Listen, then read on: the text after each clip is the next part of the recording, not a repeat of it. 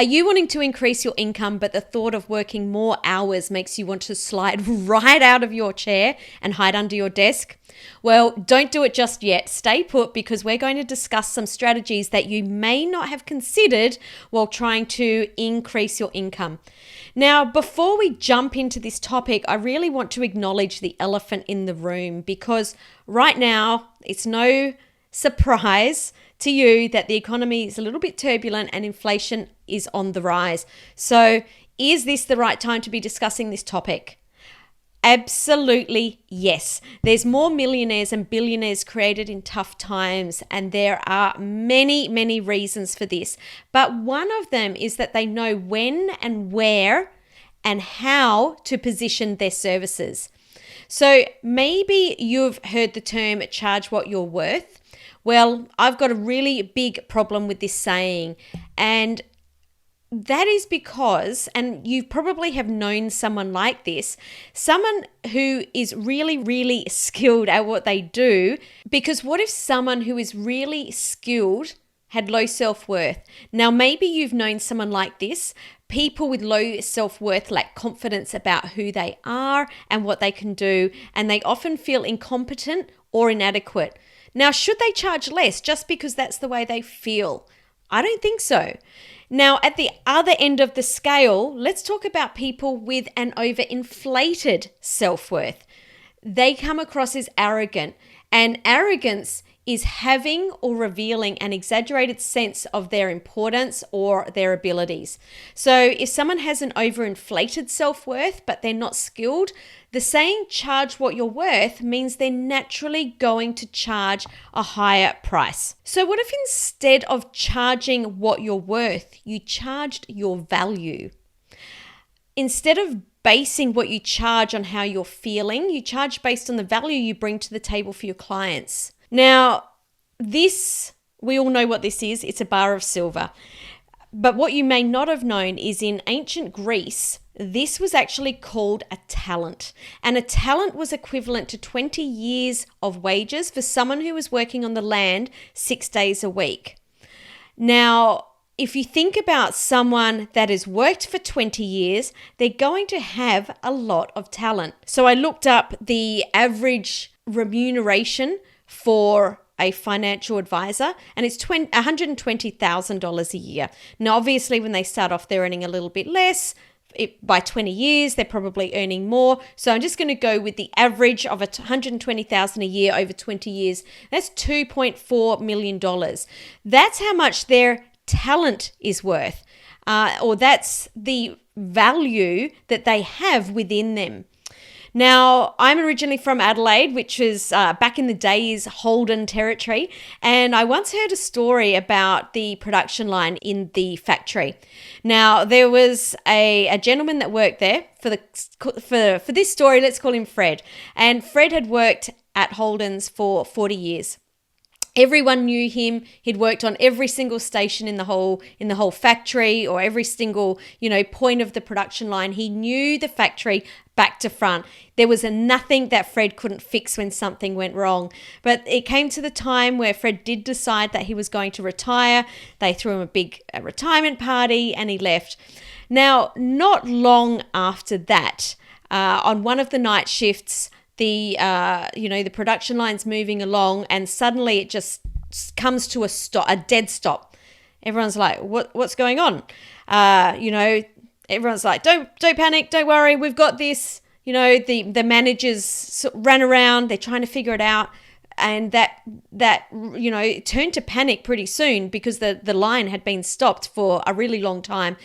It started to, the sun started to rise. It had been stopped all night.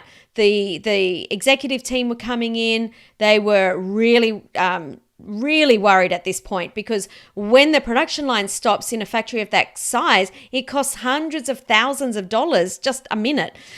So they were losing a lot of money. And someone said, hey, why don't we call Fred? Fred will know what to do.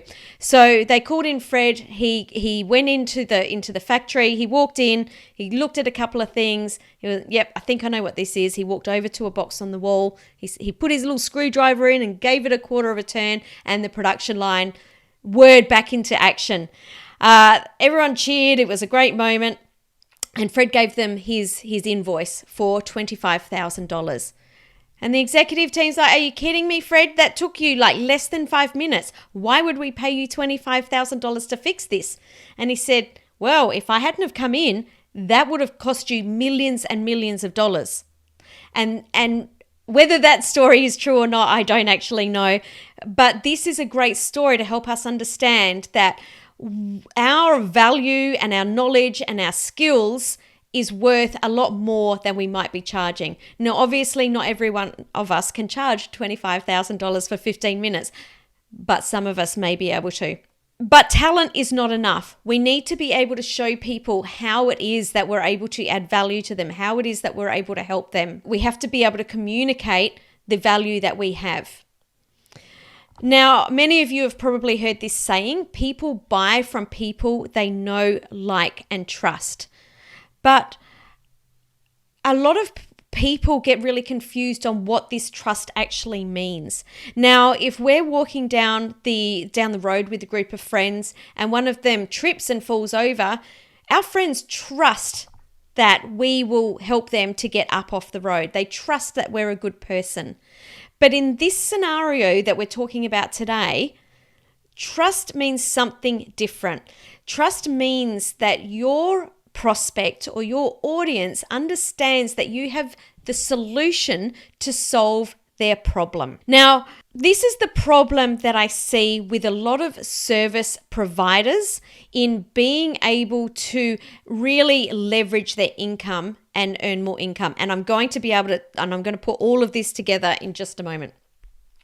The first thing is that other people do what you do. There are other financial planners out there. There are other wellness professionals. Insert your industry here. But what makes you stand out over any of the others? The second problem that I see is that people don't understand what people do.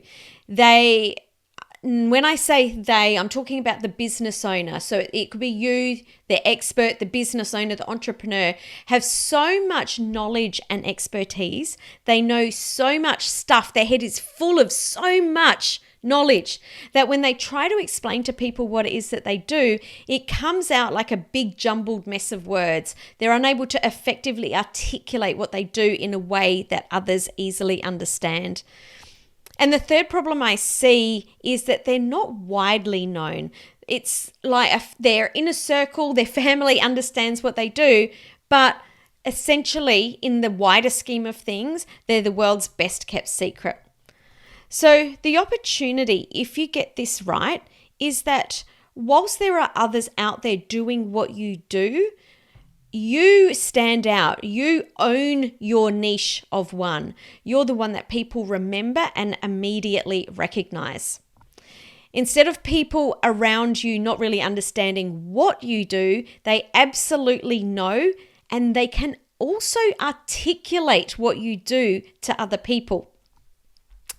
And the third piece is that when you have positioned your authority in the correct way, you're more likely to be top of mind when someone needs help in your area of expertise. You'll get more referrals and you'll be more likely to convert cold leads. But who am I to be sharing this with you? I'm Samantha Riley from samanthariley.global, and I work with experts to help them become the unapologetic leaders in their industry so they have a bigger platform, their income matches their value, and they've got a greater impact on not only themselves, but their families and the world. I've been in business since 1994. I've had multiple businesses, including retail, e-commerce. I've had various training and coaching businesses in different industries. And I've been in the online space since around 2007 and have been helping service-based business owners leverage their knowledge online since 2001. So these are the 4 principles to increase your income, and I'm going to start, bringing this trust piece in so that you understand what I'm talking about here.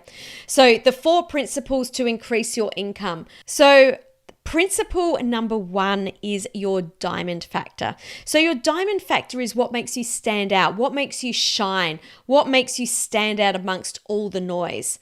So you've probably got years of experience, probably in many different areas, but what makes you different? So much different that when your ideal client, your champagne client, the ones that you love to work with, when they are looking for people in your area, what is it that makes them 100% know that they need to come to you? And the way that I share that is using a principle that I use called the KEEP principle. So when my clients are starting to work on their diamond factor, this is where we start. This is the very, very beginning piece. And I call this the KEEP principle.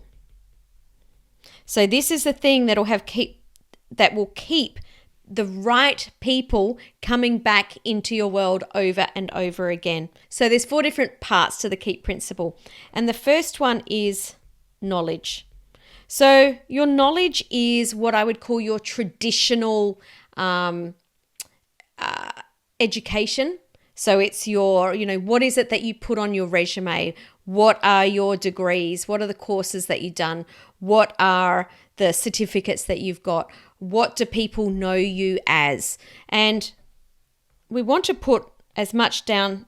This is a brain dump kind of exercise. So what are all those things that you would put on your resume? The second piece is expertise.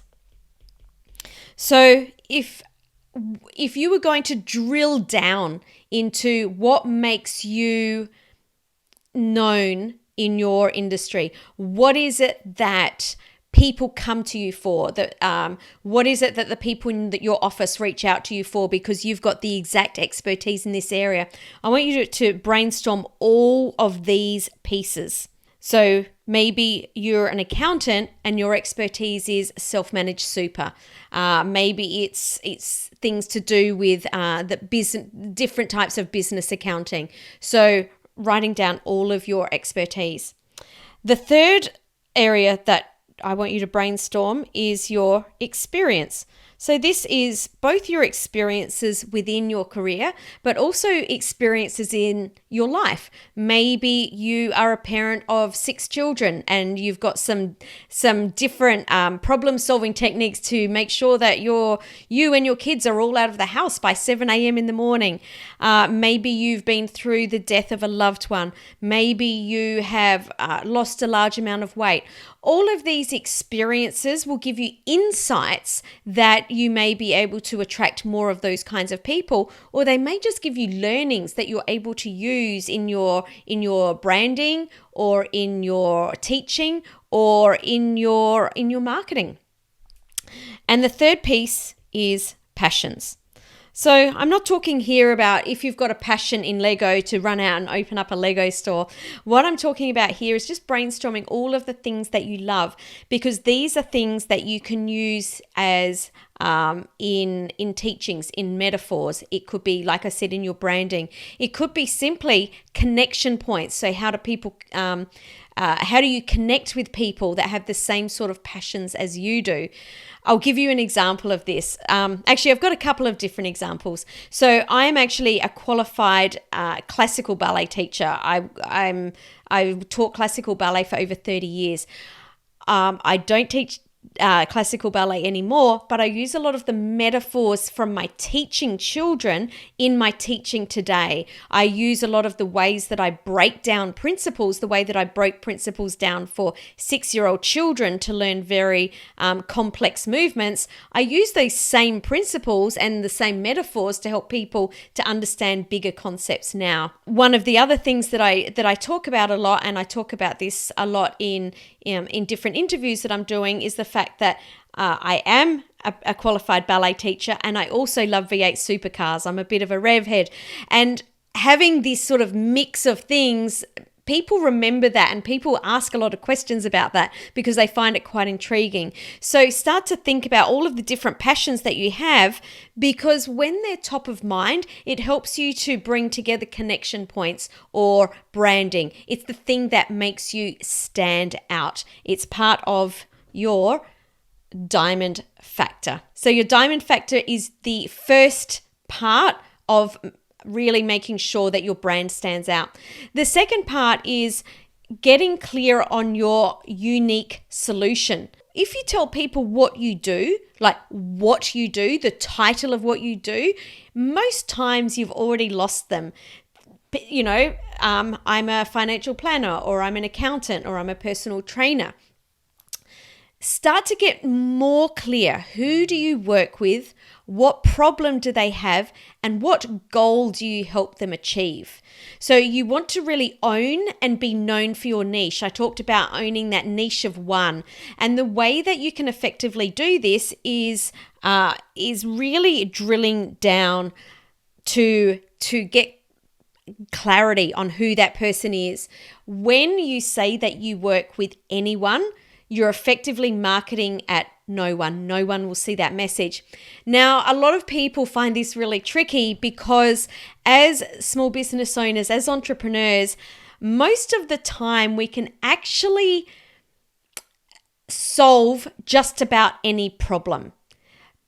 But even though that we can solve it, we need to be really, really clear in our marketing on what it is that we do.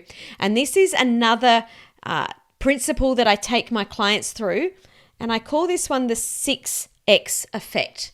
And this is about getting really, really clear on your niche. So think about it as an upside down triangle. So it's not the right way up. And we'll mark it into 6 pieces. Let's change the color there. All right, so we start off at the top. What we're trying to essentially do is we're trying to get even clearer on who this person is, so that rather than be diluted in your message, so that it's really, really strong, it's really effective. So at the top, most businesses fall into the topics of health, wealth, relationships, and let's call them leisure, hobbies, any of those kinds of things. And at each iteration, we're going to drill down one more time. I'm going to take you through this. I actually did this I do this with all my clients, but I'm going to take you through how I did this specifically with one of my clients. She works in the health industry. She is a personal trainer. Now, what makes her stand out is that what she does is she works very holistically. So she is more into holistic wellness. So she's not into CrossFit. She doesn't work with people that just want to train to, do a training session a week. She's very holistically takes into nutrition and sleep patterns and all of that. She works with specifically with women, and specifically with women that are in midlife. So she helps them specifically with issues that they have with their hormones that they're having with women in midlife. So it's with women specifically going through menopause.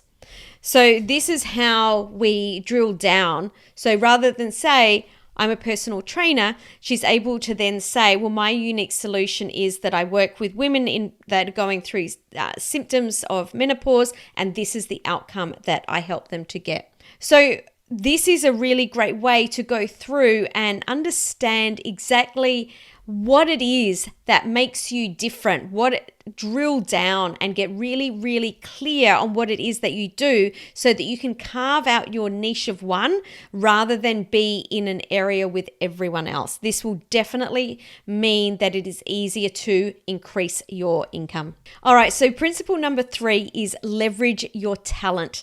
Now, if you imagine yourself on the left-hand side there as that one light light bulb, the one that's got all of the knowledge, you've got multiple years of experience. And imagine on the other end of that lever, that seesaw, I guess, imagine if there was only one other light bulb, and imagine that's your client, and you're trading your time for money with that client. What if you could spend the same amount of time, but you could work with 3 people, 10 people, 25 people? This is what I want you to start to think about. How can you move from a one-to-one to a one-to-many model? Now, this is the exciting part. This is where people say to me, but Sam, I have to work with my clients one-on-one. It might be, if you're some sort of, personal trainer or a mortgage broker or a financial planner, you do need to work with clients one-on-one to understand their differences or to be able to give them specific information. However, there is not a niche so far that I've come across where you're not able to put some sort of leveraged piece in this somehow. So let me give you an example. If you're a mortgage broker and you are working with people to get them to the point where you're able to submit their documents to the lending institutions, obviously you need to work with them one-to-one. But before you work with them to submit their documents, they need to have 3 months of bank statements. And how many times, and as a mortgage broker, you would know this, how many times have you had to coach your client into maybe some lifestyle choices that they need to change so that their bank statements are in a way that they're able to hand them into the bank? What if you could present this information to a lot of clients, maybe in an online forum, maybe in a group situation where you're able to coach all of your clients to make sure that when they come to you, their 3 months of bank statements are absolutely perfect and ready to hand through to the bank. Start to think about what part of your business can you move from a one-to-one to a one-to-many model. Some businesses can move their entire business to one-to-many, and some can just bring in parts. But start to think about this, because when you leverage your time, or when you leverage your talent, you're leveraging your time and you're also leveraging your income. So that's really, really important. Start to have a think about how that can happen. All right, and this is principle number 4, create frameworks. Now, as I mentioned before, people need to know, like, and trust you to buy. More than they need to trust you, as I mentioned before, they need to trust that you have a solution to their problem. And you need to be able to communicate in a way that people easily understand your concept and you're able to frame the value that you provide. This positions you as the leader, that you know what you're talking about. When you're able to do this, you'll have confidence in your sales conversations rather than arrogance, rather than covering things up, rather than going in circles, rather than your prospect saying, I don't understand, or let me go and think about it. They want to know, they want to have the confidence that you are the right person.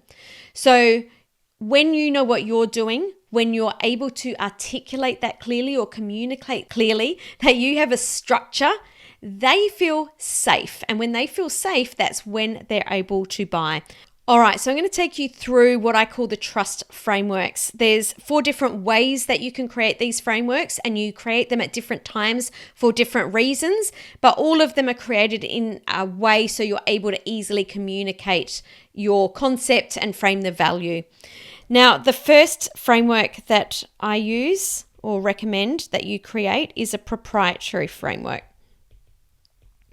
Now, this is the framework that is your framework of how you work with clients. So this is step 1, and this is the outcomes that this is what we do, and this is the outcomes that you will get from doing that.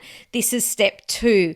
This is what we do. So you might have 3 different areas that you help people with: area 1, area 2, area 3, or it might be a 6-step framework to get to the result. But this is the framework that you use to explain to people in a sales call what it is that you do. second frameworks, and we have lots and lots of these in our business, is a visual model or visual models. There's lots of different ways. These give, like I said, these give context, they show value, and they help people to really understand the process. So when you're creating a visual model, think about the journey that you're taking them on and what is the visual that you want to create that. So let me just jump down here. So there's a few different ways that you can create these. So you might need to use a triangle because it's got, this is the foundation of what we teach. And then, these are the other pieces. You may use something like a Venn diagram. You would use a Venn diagram if there's no ending. If when you get to the end, you sort of go back to step one and you keep refining or going through that process. You may have a visual model that shows some sort of step system. We've got, step 1, step 2, step 3, step 4, and then, this is where you get the success, and that's the end. It's a very A to B process or A to Z process. Maybe you've got, two different concepts, and you need, people either use concept A or they use concept B, but you show them that they need both to get this thing in the middle. Maybe there's a ladder. I've got a visual model on the steps to get through the startup phase, and I explain, this is step 1. This is step 2, this is step 3, this is step 4. And I talk about the need for going through each of those stages and not skipping a stage. I talk about the idea of if you're going up a ladder, if you missed step 1 and 2 and you were trying to go straight to step 3, how hard would it be to pull yourself up that ladder? And when you did get to the top, how tired would you be if you didn't just go up each step? So, I talk about the importance of not skipping steps. So how can you create your visual model to show that context of what you're talking about? All right. The third framework that you can use is acronyms. Acronyms are really good, and I love acronyms because they're easy to share in an audio or a video where you don't have a shared screen like I'm using here. So if you're maybe on stage and you're not using a flip chart and you're speaking to people, having an acronym makes it easy to remember. Now, for anyone that's read The Miracle Morning by Hal Elrod, he has a six steps or the 6 practices guaranteed to save you from a life of potential. I had to read that because I always get that wrong. The 6 practices guaranteed to save you from a life of potential. And he calls them the savers. So he uses an acronym of silence, affirmations, visualization,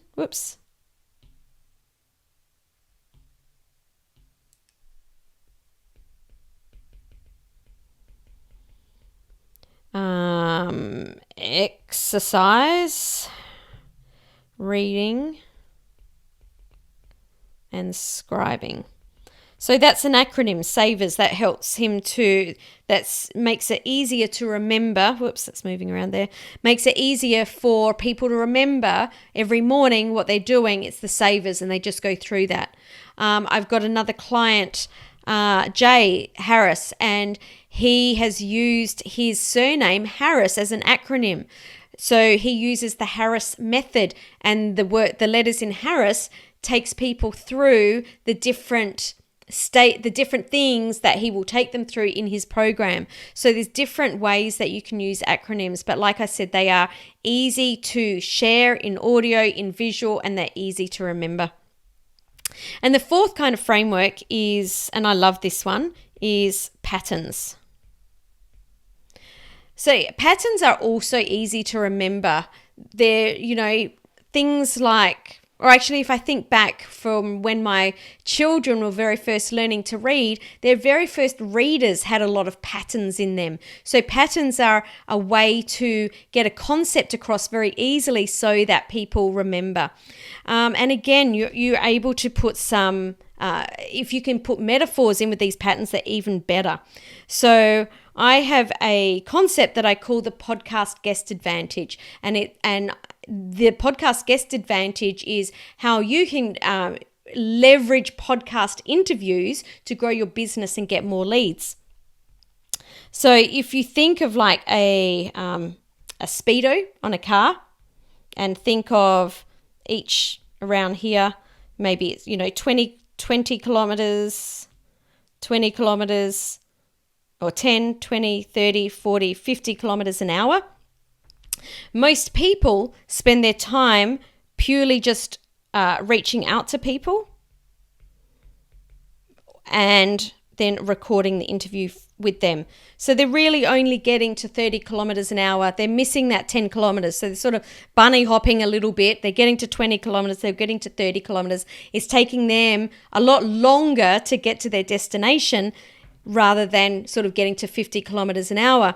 So we talk about the importance of research first, getting the 10 kilometers, getting the research, reaching out to the people, getting to that 20 kilometers an hour, recording the episode, then sharing a resource and rolling out that interview. And there's a whole piece in that.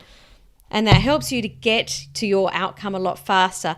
This displays, by going through this, there's a pattern. Each of those words starts with R. It makes it easy to remember. It's even not just easy for my prospects to remember, but it's even easy for me to remember. So that's one sort of pattern. Another type of pattern is using words that are similar. So I've got one called the Freedom Business Formula. So this is, they can get their very first online course launched and sold. And there's 6 different areas. First, they have to design it. So this is about designing their life. What do they want their course to solve?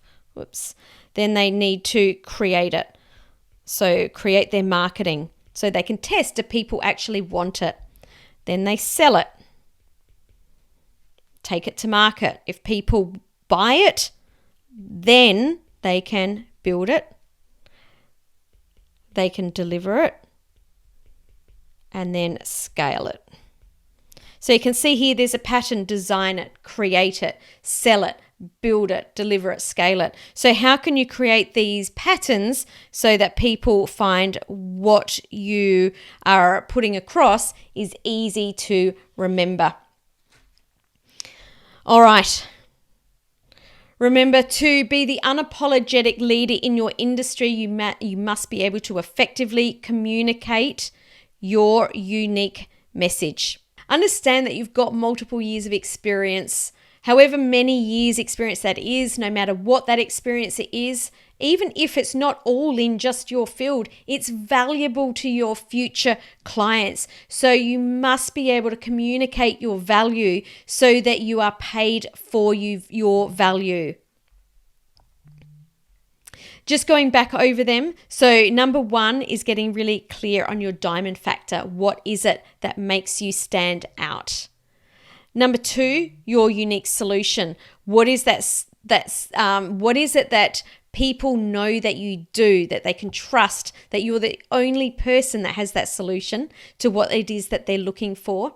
Number 3, leverage your talent. How can you move from a one-to-one to a one-to-many model? Even if it's not your entire business, what pieces of your business can you leverage? And number 4 is create frameworks. People need to know, like, and trust you to buy. They need to trust that you've got the solution to their problem.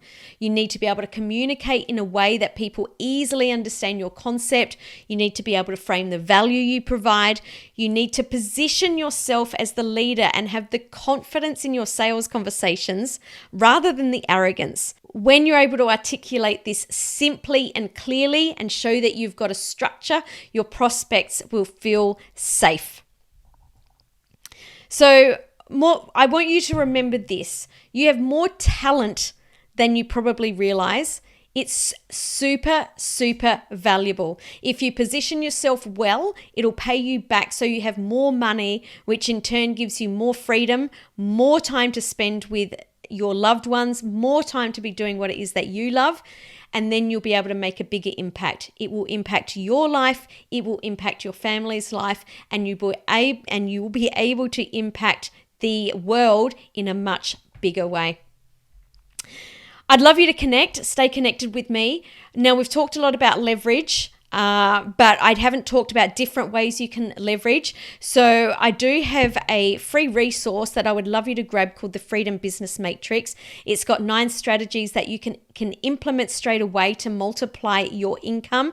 No matter what your business is, you'll be able to find something in there. So go ahead and grab that at samanthariley.global/freedom. And I also host the Influence by Design podcast. There is plenty of resources, plenty of guests that talk about this and much, much more on the show. Thanks so much for hanging out with me today. Really enjoyed talking about this conversation. I really, really hope that you take some of these strategies and use it to take your income to the next level. Thanks so much.